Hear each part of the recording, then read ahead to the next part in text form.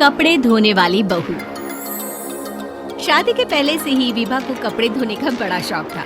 कभी नल के नीचे तो कभी तालाब के पास। अरे मेरी नीली वाली लुंगी नहीं दिख रही है। विभा की अम्मा कहाँ रखी है लुंगी? अरे वो तो विभा ने परसों ही धोकर रखी थी आपकी अलमारी में। देखो वहीं होगी। वो ना मैंने आज धो दी, मुझे लगा कि गंदी हो गई होगी। अरे कैसे गंदी हो गई थी? उसे तो मैंने पहना भी नहीं। हे भगवान, इस लड़की के कपड़े धोने की आदत से परेशान हो गया हूँ मैं। जितना तो घर में राशन नहीं आता, उससे कहीं ज्यादा डिटर्जेंट पाउडर का खर्चा है। इसकी शादी करवा दो, शादी जाए अपने घर में ही करेगा, फिर चाहे घर के कपड़े धोने हो या पूरे गांव के। हाँ ठीक बोल रही हूँ, देखता हूँ मैं कोई लड़का। वो दिन भी आ जाता है जब विभा को देखने लड़के वाले आ जाते हैं। लड़की मुझे अच्छी लगी। होने वाली सास कहती है, बेटी अगर कुछ पूछना है तो पूछ लो। वैसे तो हमारी लड़की बहुत ही शर्मीली है, जो बोल दो वो मान लेती है, इसे क्या पूछना होगा।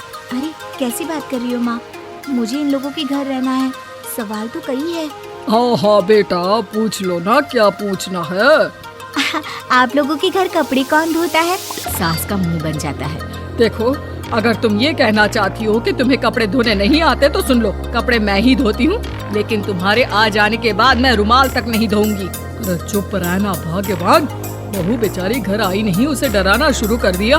वो क्या है ना बिटिया, अभी तक तो ये कल्लू की माँ ही धोती थी, लेकिन अब तुम्हारे पापा तो दहेज में वॉशिंग मशीन देंगे ही। तभी विभा की माँ बोल पड़ती है, सवाल भी पूछा तो क्या, ऐसे भाई साहब मशीन की तो फिर भी कपड़े धोने की कैपेसिटी होती है। मतलब जो बिटिया दे रहे हैं ना विभा, इसे कपड़े धोने का बहुत शौक है। ये आप लोगों के क्या आस पड़ोस गांव मोहल्ले सबके कपड़े धो दे और उफ तक ना करे। बाहर देखा नहीं आपने कितने कपड़े सूख रहे हैं?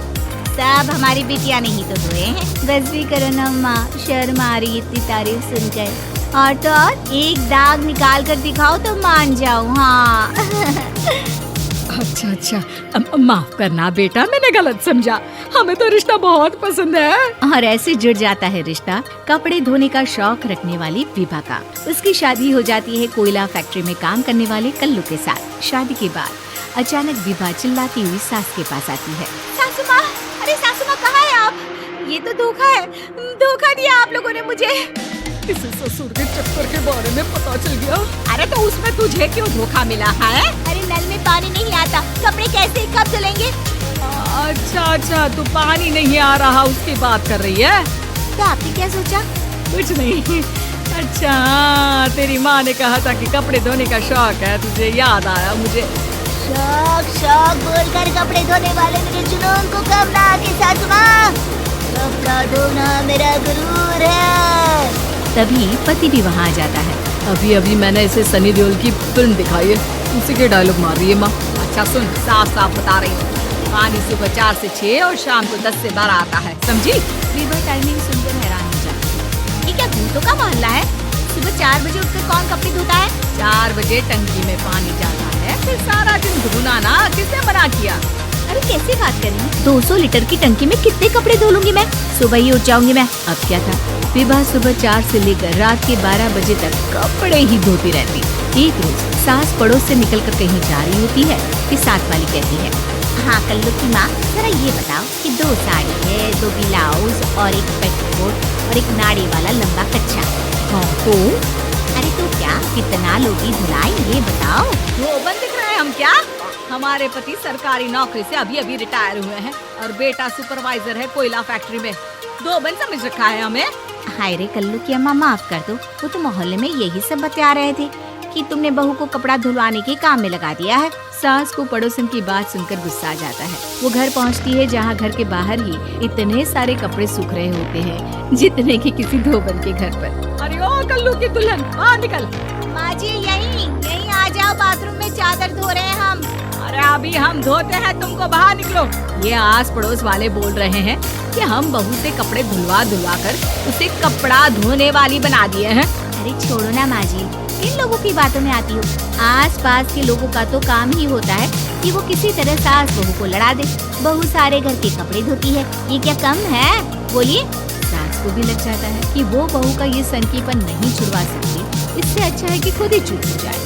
एक रोज सास और बहू मंदिर जाते हैं, जहाँ सास की साड़ी वहाँ खड़ी भीख मांगने वाली से मिलती है। माँ जी क्या बात है, की साड़ी उस भिखारन से कितनी मिल रही है ना। हाँ हाँ देखो तो दोनों की साड़ी मिल रही है। क्या बात है कल्लू की अम्मा, तुम खुद को तो अक्सर की बीवी बताती हो और ऐसी सिंपल सी प्लेन साड़ी पहनकर घूमती हो। सिंपल और प्लेन नहीं है ये साड़ी। तो क्या सोने के धागे से फूल बने हैं? कुछ भी सासू माँ, कुछ भी। हाँ बने थे इस साड़ी में सोने के धागे से फूल। मेरे पति लेकर आए थे मद्रास से स्पेशली मेरे लिए 10,000 की। ताहे भाई साहब इस भिखारन के लिए भी सेम टू सेम साड़ी लेकर आए होंगे 10,000 की। सास उस वक्त कुछ नहीं कहती, लेकिन बहू के साथ घर आती है और अलमारी से एल्बम निकाल कर लाती है। ये साड़ी देख रही है, ये वही साड़ी है जिसे मैंने अभी पहना था। इस साड़ी में ये जो चमकदार फूल दिख रहे हैं ना, ये सोने के धागों से काटे गए हैं। लेकिन तू लोकल वॉशिंग मशीन ब्रश से घिस घिस कर सारे फूलों को निकाल कर साड़ी प्लेन कर दी। मुझे माफ कर दीजिए सासू माँ। और तो और जब मैंने तुझे तेरी गलती के लिए कुछ नहीं कहा, लेकिन तूने तो सबके सामने मेरा मजाक ही बना दिया। क्यों? बहू को समझ में आ जाता है कि अब से उसका कपड़े धोना बंद।